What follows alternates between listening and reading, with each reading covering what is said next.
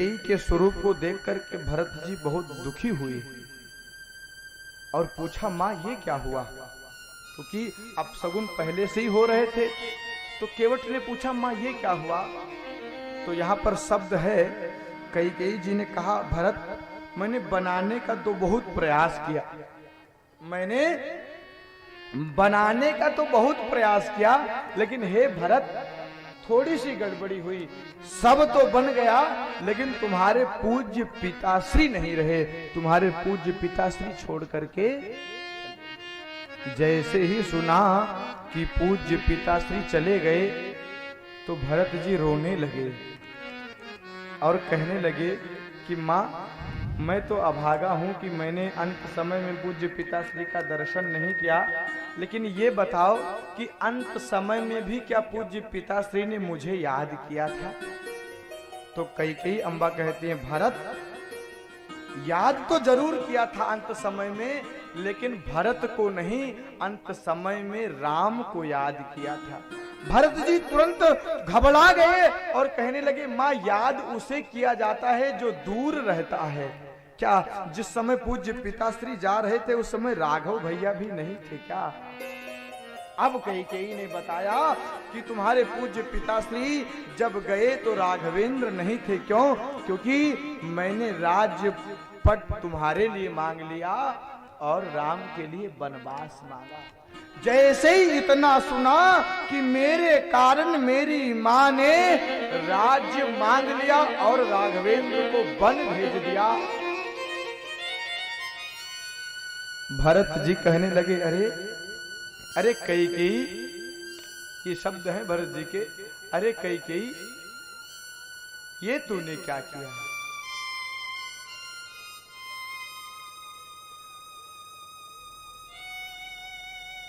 तू मेरी मां नहीं, तू मेरी मां नहीं है। अरे तुमने कैसे ये जान लिया कि मैं राज्य को लूंगा? हा? तुमने ये कैसे जान लिया? भरत जी कैकेयी जी को बहुत अपशब्द कहे हैं और महाराज कैकेयी जी से भरत जी कहते हैं कि आज के बाद कभी मैं आपको मां नहीं कहूंगा, आज के बाद मैं आपको मुख नहीं दिखाऊंगा और तुम भी अपना मुख मुझे नहीं दिखाना। इस तरीके से जब कह रहे हैं तो भरत जी एक शब्द कहते हैं कि इससे अच्छा होता कि जब मेरा जन्म हुआ था उसी समय तू गला दबा करके मुझे मार देती। अरे कम से कम हमारे राघव भैया को वन तो न जाना पड़ता। माँ को अपशब्द कह रहे हैं और जैसे गए थे वैसे वापस होकर के कौशल्या के पास गए। माँ कौशल्या ने जब भरत को देखा तो कौशल्या जानती हैं कि सबकी दृष्टि में भरत गलत हो सकता है, लेकिन मेरी दृष्टि में भरत गलत नहीं है। अरे भरत साधु नहीं है, भरत केवल साधु नहीं है। पर बहुत ऊंची बात है, भरत केवल साधु नहीं है, भरत केवल महात्मा नहीं है, भरत महान आत्मा है। ये भरत दिव्य विभूति हैं, ये भरत साक्षात प्रेम है, प्रेम के प्रति स्वरूप हैं। माँ के पास गए, माँ ने खूब समझाया। भरत जी कहते हैं, माँ भैया अगर गए हैं तो दोषी मैं हूँ, क्योंकि मेरे कारण ही उनको जाना पड़ा। माँ समझाती हैं, गुरुजी भी समझाते हैं, भरत जो बुद्धि जीवी होते हैं वो शोक नहीं करते, जो होना था वो हो गया। भरत अब तुम अपना कार्य करो। गुरुजी ने समझाया। पूज्य पिताश्री का अंत्येष्टि कर्म श्री भरत जी ने किया है। आगे कथा आती है कि जब अंत्येष्टि कर्म हो गया तब एक सभा लगी। उस सभा में सभी लोग हैं, माताएं भी हैं, मंत्री परिषद भी एकत्रित हैं,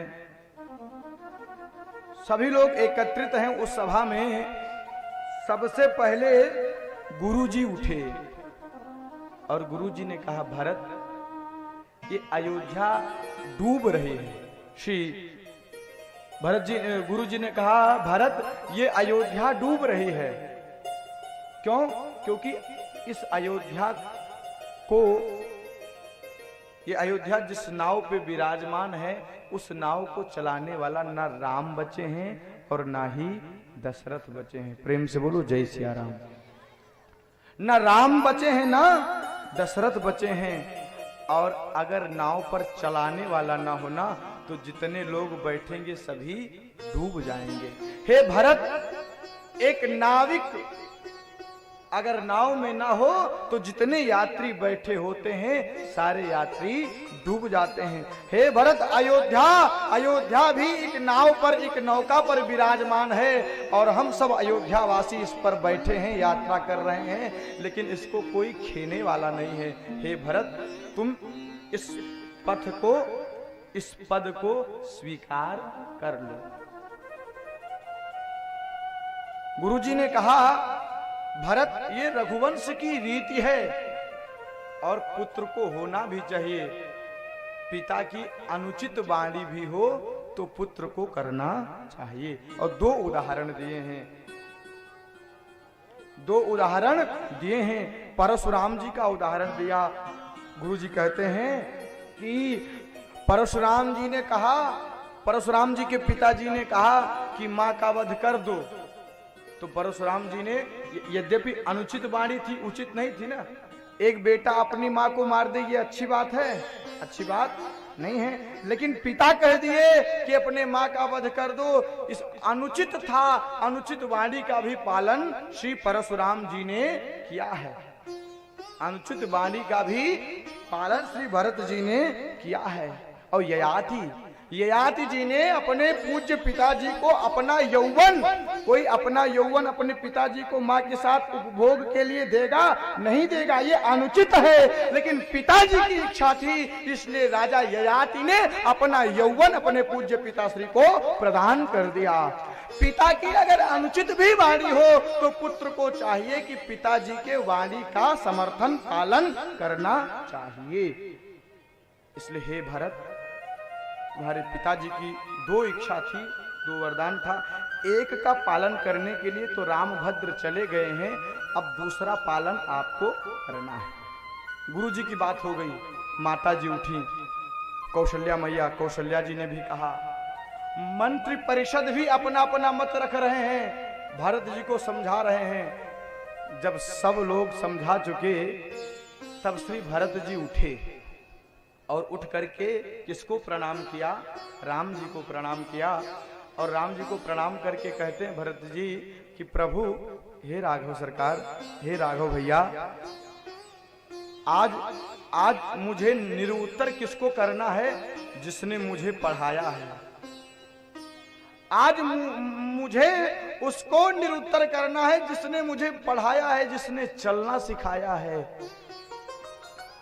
और ये जो मंत्री लोग हैं ना, ये भी कोई साधारण नहीं है महाराज। ये सुमंत जी भी दशरथ जी के जैसा ही ज्ञान रखने वाले हैं। तो मानो श्री भरत जी प्रार्थना राम जी के चरणों में करते हैं और कर करके खड़े हुए। और सबसे पहला शब्द भरत जी का था कि गुरु जी, आप कहते हो कि पिता की अनुचित आज्ञा हो तब भी बेटे को करना चाहिए। और आपने दो उदाहरण परशुराम और ययाति का, राजा ययाति का दिया। यद्यपि ये सही है, मैं मानता हूं, लेकिन मैं आपसे पूछना चाहता हूं कि मेरे पूज्य पिताजी की इच्छा क्या थी? क्या मेरे पूज्य पिताजी की इच्छा थी कि भरत राजा बने? भरत जी कहते हैं, क्या मेरे पूज्य पिताश्री की ये इच्छा थी कि भरत राजा बने? तो सभी ने एक स्वर में कहा, नहीं, दशरथ जी की तो इच्छा थी कि राम राजा बने। क्या इच्छा थी?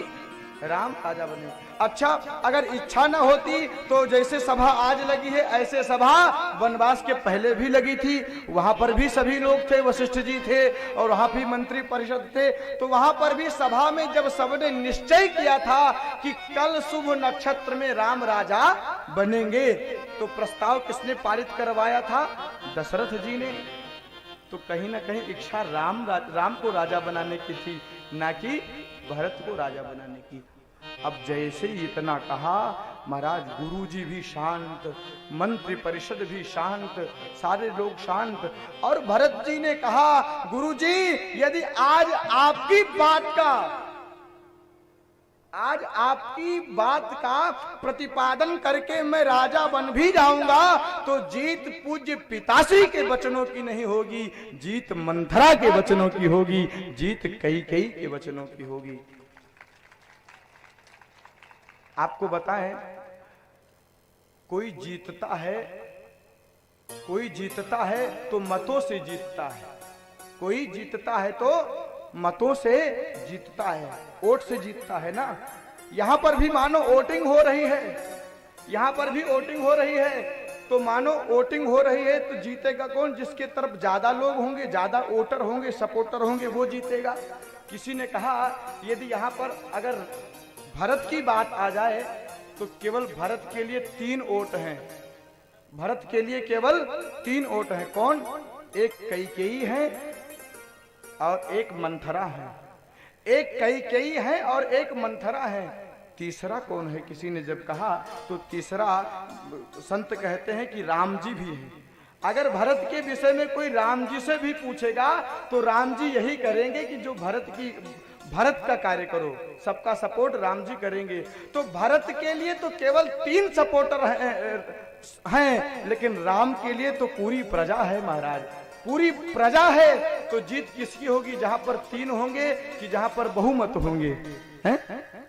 जहां 3 होंगे उसकी जीत नहीं होगी, जहां पर बहुमत होगा वहां पर जीत होगी माई बाप। और जीत बहुमत से कर लो, बड़ी बात नहीं होती है। जीत जब एक मत से होती है तब बड़ी बात होती है। जीत बहुमत से नहीं, जीत एक मत से होनी चाहिए, जीत एक मत से होनी चाहिए। तो भरत जी ने कहा कि पूज्य पिताश्री अगर आज मैं राजा गुरुजी अगर आज मैं राजा बन जाऊंगा तो जीत मंथरा के वचनों की होगी, ना कि पूज्य पिताश्री के वचनों की होगी। और आपने कहा कि राम जी तो अपने वरदान का पालन कर रहे हैं, आप भी वचन का पालन करो। तो ये बताओ कि वरदान का क्रम क्या था? तो सबसे पहले कैकेयी जी ने यही मांगा है कि कल जो राज्य भरत को मिलने वाला, राम को मिलने वाला है, वो राज्य भरत को मिल जाए। फिर उसके बाद 14 तापस वेश राम वनवासी, उसके बाद राम बन जाएं। तो मैं ये पूछना चाहता हूं कि अगर यही रघुकुल की रीति है तो सबसे पहले वचन ये था कि राजा भरत को बनाया जाए, तो क्या अयोध्या की प्रजा ने ये किया?